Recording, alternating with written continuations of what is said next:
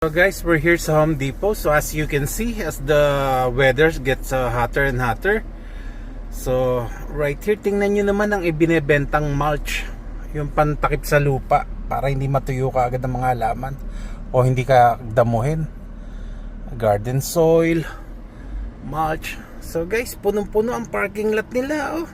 At yan, panigurado ubos yan bago mag-end ang summer. Red mulch, oh, brown mulch, topsoil, oh. Guys, punong-puno yung parking lot na yan, no? As you can see, ganto ginagastusan ng pag-gardening dito sa US. So makikita nyo naman, punong-puno, oh. Garden soil, topsoil. So ikot na tayo. And then let's go inside. So yan ang Home Depot.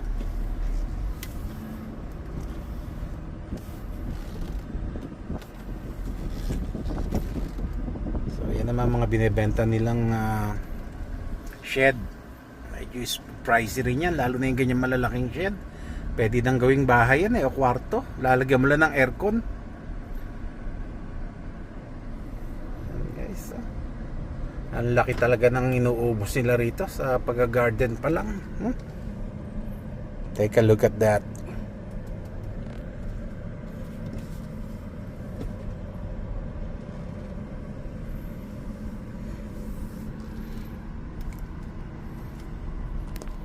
So welcome guys, another day, another vlog. Dito tayo uli sa Home Depot.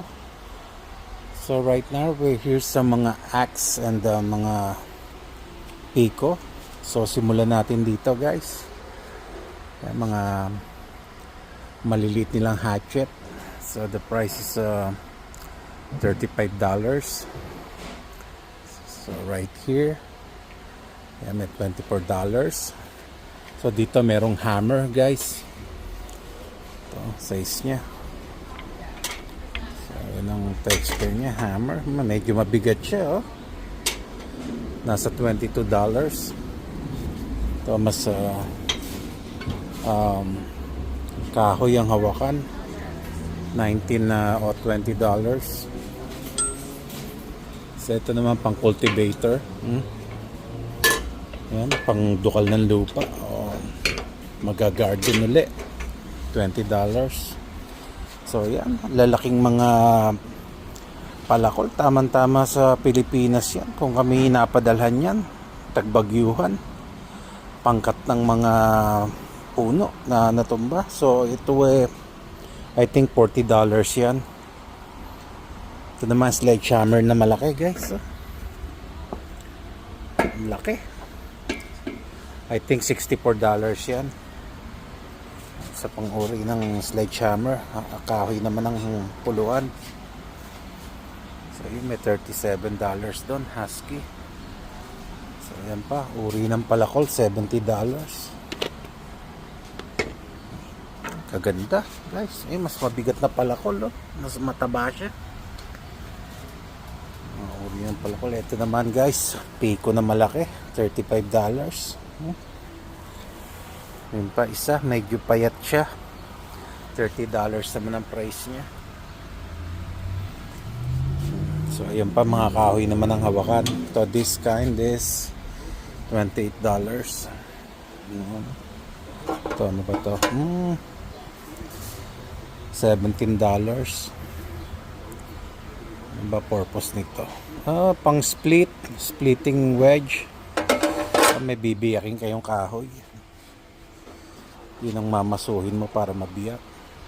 So dito naman sa parting taas niya, mga puluhan. Halimbawa nasira na yung mga puluhan nyo ng kahoy. Ayan, ang gaganda. Ang gaganda ng wood niya. Meron $17, may 21. Ayan, merong iba-ibang klaseng puluhan, no? Andito lang, oh. Ayan, pang mahabang puluhan guys, oh. Iba-iba. Ito pang, ito para sa palakol. Ayan, $20 siya.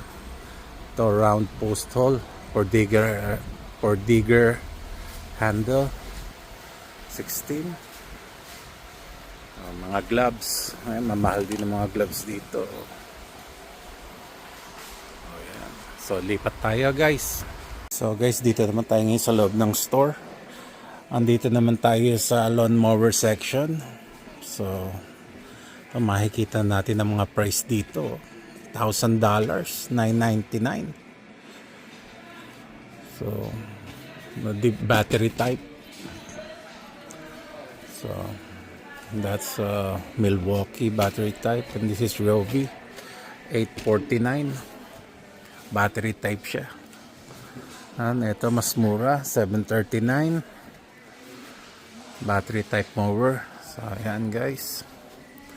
So, mowering season na ngayon dahil sunod-sunod ng mainit ang panahon, maaraw na. Tulad ng pagpunta ko ngayon, ito pang maliit na yard lang to. Katulad namin, napakalaki ng yard namin, nasa corner lot kami, kailangan na malaki at malakas na mower. Ito, mahal oh. 1,650. Gasoline siya. Malaking engine.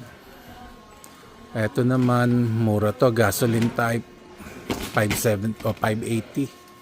Ayan siya. Ayan. Dual twin blade, heavy duty. Ayan siya. 579. Ito 790 DeWalt gasoline. DeWalt. So gasoline din to. 550.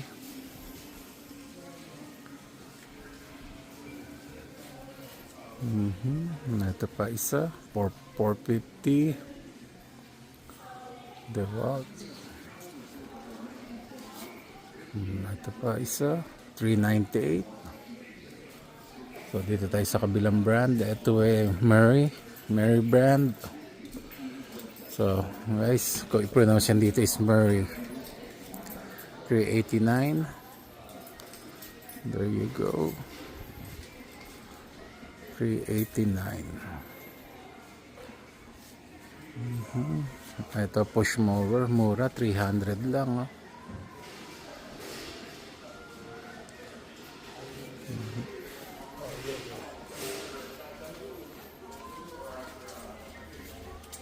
So guys, right here naman, nandito tayo sa mga pruning section. Magpo-prune ka ng puno o sanga. So meron tayo ditong saw. Gandang lagare. So hindi ko nabubuksan guys at mahirap pag hawak mo ang camera. So ito $50. So yan ang itsura niya. So ito yan. Napakagandang lagari niya. Pamprune ng mga sanga. Meron pang mas maliit. Bali ano ba to? Puluhan lang. Ito pa. Hindi natin mabubuksan at naka-plastic. So eto pa guys. So, ang ganda nung saw, razor sharp. Ang price niya is $25. Ito siya. Dito pag talagang taniman at putulan na ng mga puno, napakadali ng trabaho. Basta may tools ka. Tulad to $17. Ayan din. So ito, tingnan nyo naman ang talim niyan. Napakaganda. $10. So pantanggal ng mga shrub branches, $10. Ito, meron tayong super pruner, mga pamprune ng sanga. So yun. So this one is $18. Meron tayong shear grass shear. Mga gunting na malalaki. Meron tayong machete o bolo. Ayan. Ito 34. Itong gantong brand. $34. Ito 26. So ayan, sa baba naman mga gunting. $20 para sa gantong klase. Ibang uri ng shear o gunting. Ang pruner. $12.98 o $13 round off natin. Mga shear niya, mga pang maliliit na sanga. Meron tayong pang malakihan dito, pang malakasan. Ayan. Lalaking shear. Pruning shear. Huh? Lalaki yan.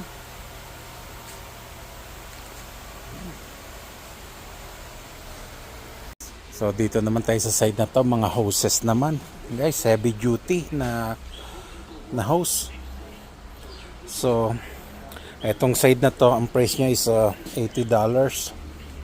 Mas 100 feet, ito 50 feet, $50. So yung mga nozzle niya. Mamimili ka kung anong nozzle. Itong hinawakan ko is $13, may $14 na nozzle. Yan, $14. Ito, $20. Heavy duty. Yan, mga nozzle sa taas. Nakakatuwa rin ganito guys. Ang daming tools na mabibili, gadgets dito sa Home Depot. Ito naman, commercial grade, 50 rin. $50 sa 50 feet. Mga nozzle.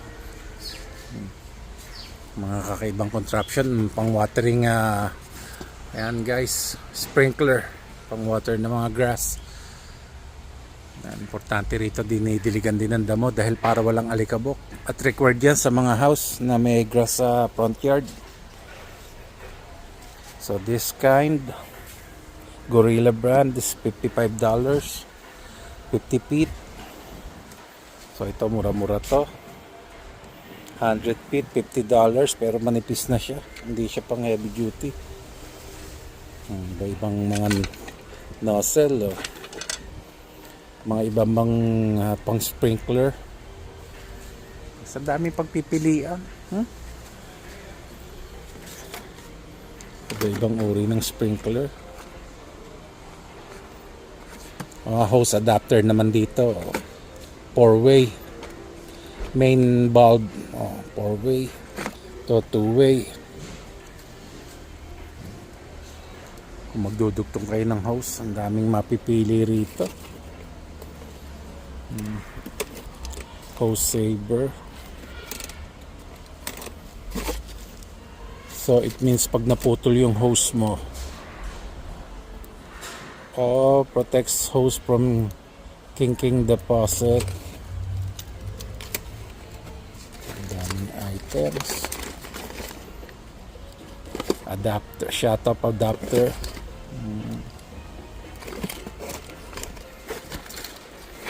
Ang daming items. Ito, ano to? Ganun din, mga hindi ko na alaw sa hose. Ayan, ayun ang